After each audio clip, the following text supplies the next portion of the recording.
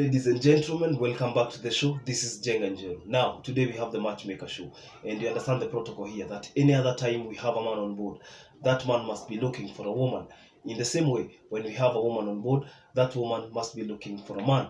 But because today we have a man, I will tell you the kind of woman he is looking for. But before then, if you're watching us for the first time, this is the matchmaker show. We help men and women to get matches. People have been married on the show, others have married on the show. Wengine wamepatana hapa kwa hii show yetu, all of them free of charge, all this to the glory and honor of God. We appreciate everyone. We believe in families, and we believe in the words of Isaiah chapter 34 verse 16 to 17. For none of you shall lack a mate, says the Lord. Who are we? We are just a platform. God is the ultimate matchmaker. So welcome to the show. If you're new, kindly subscribe, like the video, and don't forget to leave a positive comment. Remember that I always post the numbers or even the contacts of our guests on my Facebook page at Jenganjero. Somebody could be asking, why do you post those contacts on Facebook? Because hapa kwetu soko inakuanga ya haraka haraka. Mtu anakuja, wanaanza kuongea, wanashikana na wanaendeleza conversation. And because we don't pull down the videos, so hatutaki tuseme namba ya mtu hapa kwa hii video, alafu after amepata bado watu wanampigia. Some people have only one line and it's a business line. Others don't want to be back their email. So what happens is that we give them a chance, we give them an opportunity, and then the goal is not to keep your number online. The goal is to keep you engaged, and once you're engaged, we have now done our part. So continue with the rest. Unless mtu akuje tena aseme nilikuwa kwa show sijapata mtu, rudisha tena namba yangu ama email yangu kwa Facebook stories until mimi nipate mtu. So we always do that. Sisi tukianza kitu tunahakikisha tumemalizia. Sawa? I told you that people got problems, and one thing I've realized is that once a person comes out clean that we are vulnerable and we need some help, then the others who are down there looking at themselves like outcasts are also able to gather the courage. They are also able to gather the courage to come out and also get help. I'm saying this because I have been hearing a number of stories that look complicated from the third eye. I mean, you hear somebody saying they have a sexual complication, they have a problem with their sexuality. Mwingine anasema ako na shida kama hii. Tumeona tumeleta watu hata wako na mental problem. But at the end of the day, all these people deserve to be loved. So what we do is that we scrutinize, or I don't want to use the word expose, I want to use the word, we give a platform that person to air their problem, what they go through on a day-to-day life. And then if somebody could be interested, for example, if I bring a man who is not able to sire, for example, the man on today's show, their wealth as a family notwithstanding does not prevent him from being impotent, because the man I am bringing on today's show is impotent. He is a certified by the doctors. It has been certified, and this has not been certified today. For the longest time, they have been doing tests once and again from different places, even from different countries, only to realize that he cannot fertilize. So it is not his fault. Some people are born like this.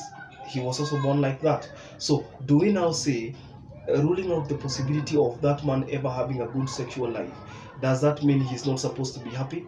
No. Does that mean that he cannot get a companion? No. Maybe there are social norms, and there are people who are like, for me, it's a no-go zone. It's okay. If it's a no-go zone for you, maybe for somebody else, it's something that can interest them. Let me give you an example. There is a man I brought here sometimes back, having a sexual problem, and alikuwa mtu muoga sana. Muoga, unasikianga waoga. And because I follow up on progress, I am very excited to hear that he is now rising to the occasion. He is a very good man, and to use the layman's language, he is very good even in bed. So how do you feel when you initiate a program, somebody who thought that they were dead on arrival, somebody who thought they would never have a happy marriage, and then somebody comes into their lives, makes it simple for them, helps them to gain the self-esteem, and then all of a sudden the man is good like just any other man? How does that make you feel? Of course good. And that is why this show exists. Our guest on today's show is coming from a family that monitors people. let me use the word monitor because when you are following up on the life of somebody, you are monitoring. Most families from he is coming from Kabete, you know Kabete, the upper side of Kabete. People who, or parents, let me use the word parents who used to gather their wealth at a very tender age were very after the colonial period, were very keen on what the children wanted to become. If they opened businesses, they were able to copy Indians. What do Indians do? Most Indians who are in family business will ensure that family business, that family name does not die.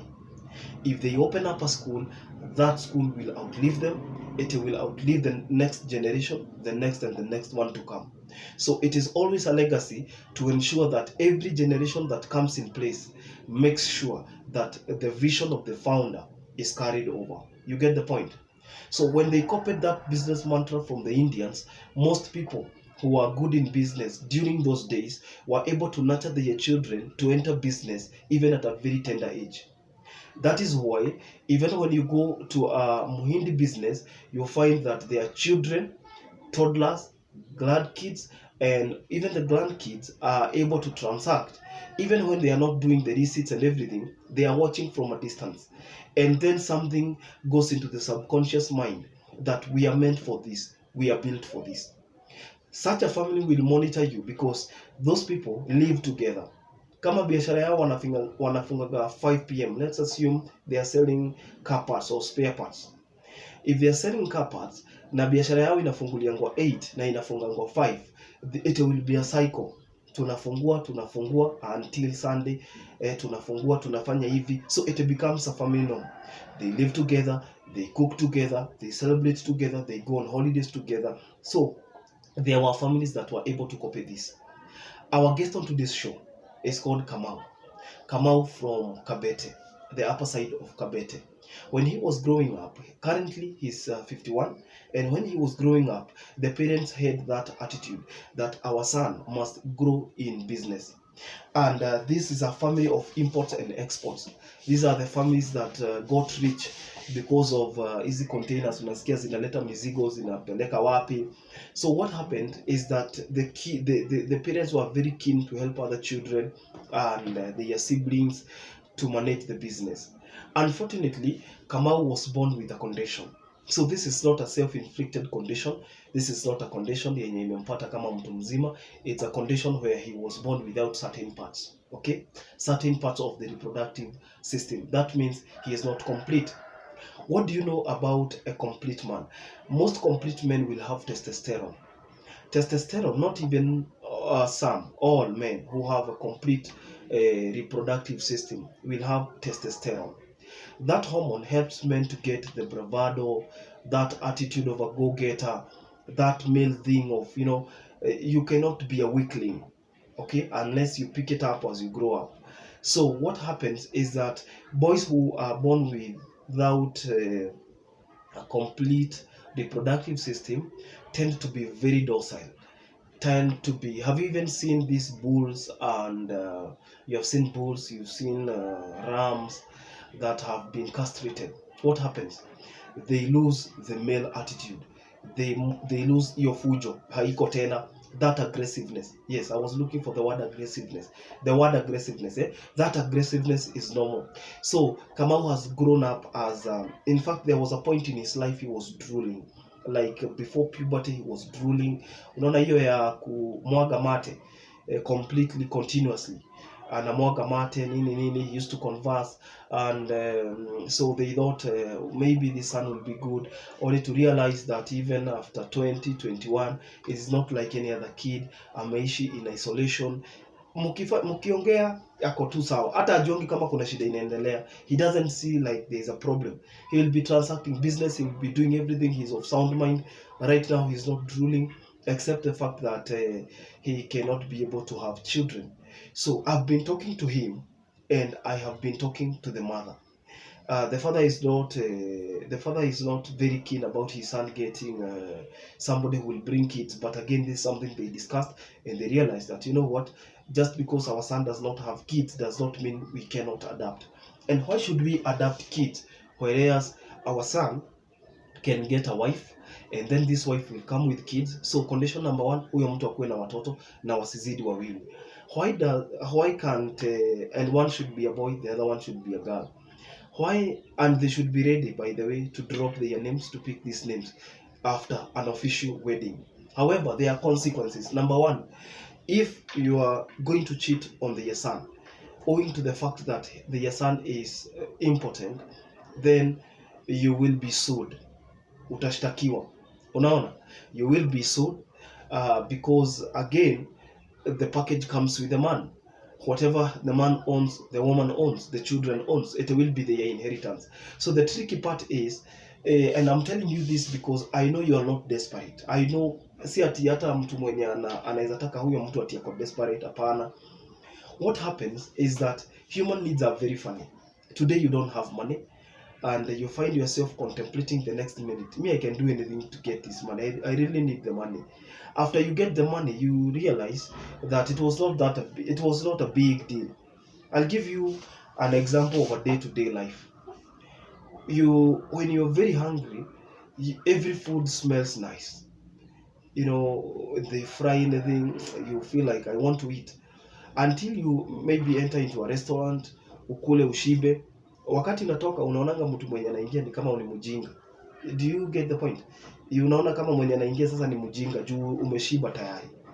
You forget that ana feel when ulikuwa una feel when you are coming inside to get a meal.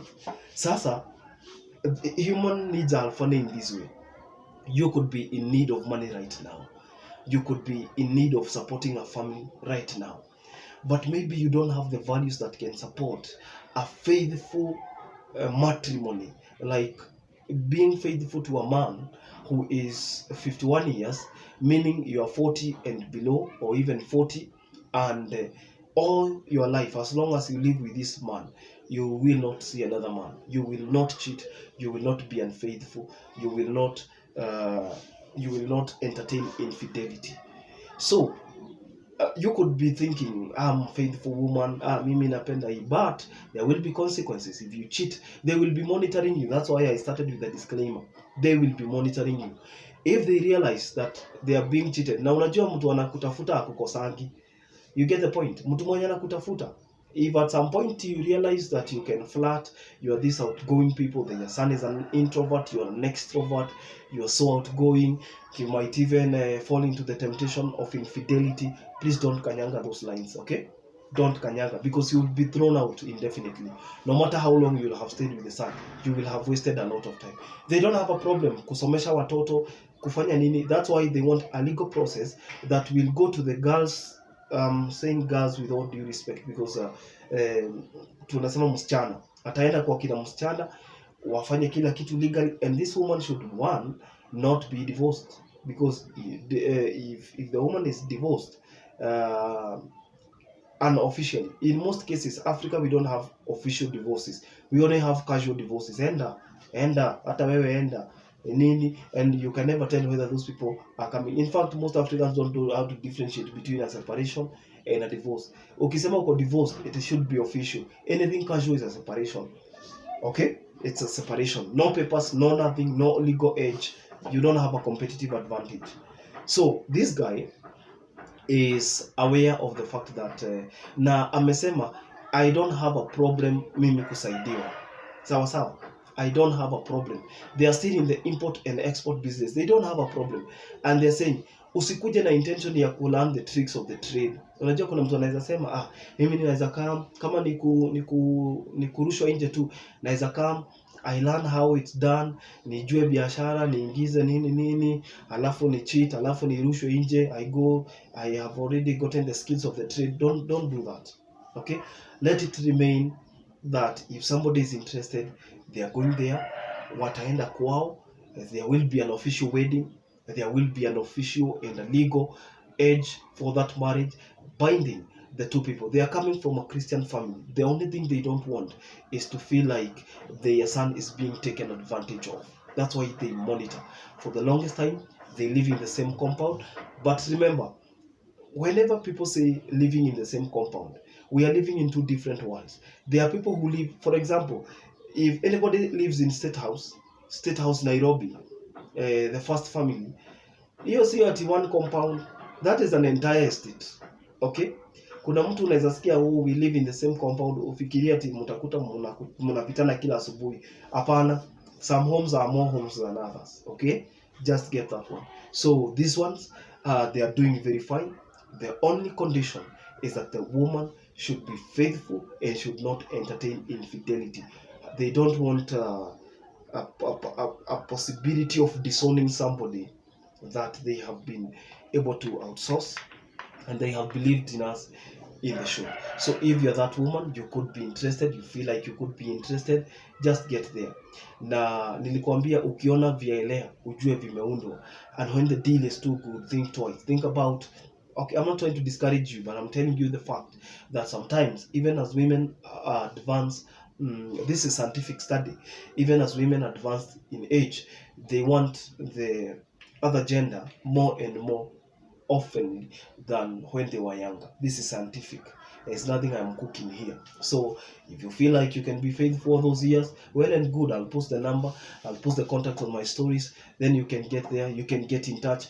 Be ready to be vetted by the family if you have nothing to hide. Be ready to go and take them to your family if you have nothing to hide.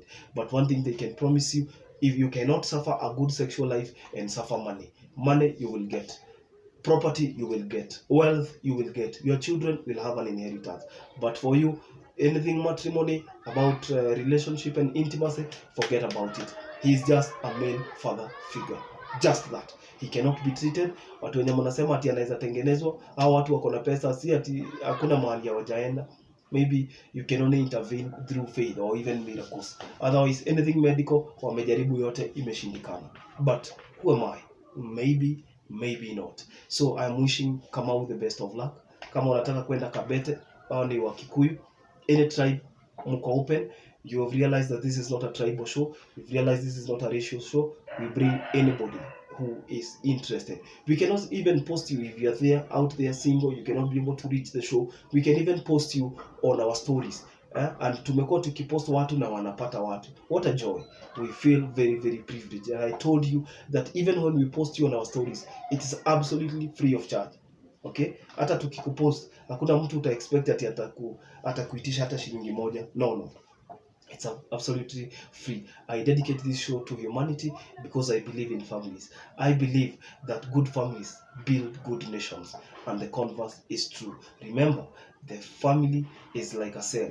A cell is the basic unit of life, and out of good families we get good men and women. Out of bad families, you know what is likely to happen. So we wish Kamal the very best. Anybody who is interested, the very best of luck. And guys, don't forget we are on the road to 10,000 subscribers and more. Remember to subscribe to our channel, like this video. Tulisema hakuna kuwatch bila ku like. Sawa, and leave a comment. If you have any idea on how maybe Kamal can get help, let us know in the comment section. Until next time, this is Jenga Njero. God bless you. Bye bye.